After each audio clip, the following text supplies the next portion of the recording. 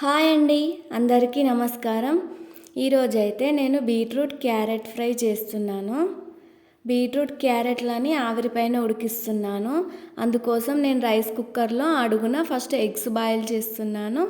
ఆ ఎగ్స్ పైన ఈ ఆవిరి పెట్టడానికి జాలిగిన్నె ఉంటుంది కదా, అందులో క్యారెట్ అలాగే బీట్రూట్ రెండు చిన్న చిన్న వక్కల్లా కట్ చేసుకొని ఆవిరిపైన ఉడికిస్తున్నాను. ఇలా ఉడికించడం వల్ల ఏమవుతుందంటే ఆయిల్ తక్కువగా పడుతుంది, మనం వంట చేసుకునేటప్పుడు హెల్త్కి కూడా మంచిది. ఆవిరిపైన ఉడికిపోతున్నాయి కదా, అవి ఉడుకుతుండగానే నేను పక్కకు గిన్నెలో కొద్దిగా ఆయిల్ అలాగే ఆవాలు వెల్లిపాయలు చిన్న చిన్న వక్కల్లా చేసి వేసుకున్నాను. ఒక ఎండుమిర్చి వక్కల్లా చేసి వేసుకున్నాను. ఇప్పుడు ఒక పెద్ద సైజు ఆనియన్ కట్ చేసి వేసుకోవాలి. ఆనియన్ ఏంటి పింక్ కలర్లో ఉంది అనుకోకండి, నేను బీట్రూట్ కట్ చేసిన బోర్డు పైనే ఆనియన్స్ కూడా కట్ చేశాను, అందుకే ఆ కలర్లో వచ్చాయి. ఇప్పుడు ఈ ఆనియన్స్ ఉడకడానికి కొద్దిగా సాల్ట్ వేసాను, అలాగే కొద్దిగా కరివేపాకు వేసాను. మనం ఆయిల్ తక్కువగా వేసాం కదా, ఇవన్నీ ఫ్రై అవ్వడానికి టైం పడుతుంది, అందుకే సాల్ట్ వేసాను. ఇప్పుడు ఇవి ఆవిరిపైన ఉడికిపోయాయి. ఈ ఉడికిపోయిన క్యారెట్ అలాగే బీట్రూట్ని ఇందులో వేసి మంచిగా కలుపుకోవాలి.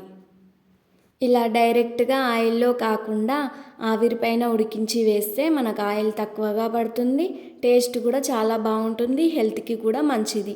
ఆయిల్ ఎంత తక్కువగా యూజ్ చేస్తే మన హెల్త్కి అంత మంచిది కదా.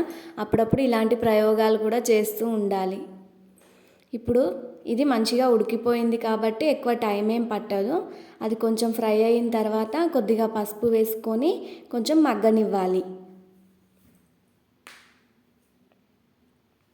అది అలా మగ్గగానే కొద్దిగా కారం వేస్తున్నాను. కారం ఎక్కువగా వేయకూడదు, ఎందుకంటే ఆయిల్ తక్కువగా ఉంది కదా.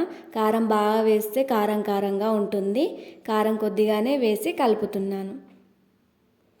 ఇది ఇలా వేసుకున్న తర్వాత ఒక 2 minutes మగ్గితే సరిపోతుంది. ఇది అన్నంలోకైనా చపాతీలోకైనా చాలా బాగుంటుంది. ఒకసారి మీరు కూడా ట్రై చేసి చూడండి. నచ్చితే కామెంట్ చేయండి, లైక్ చేయండి.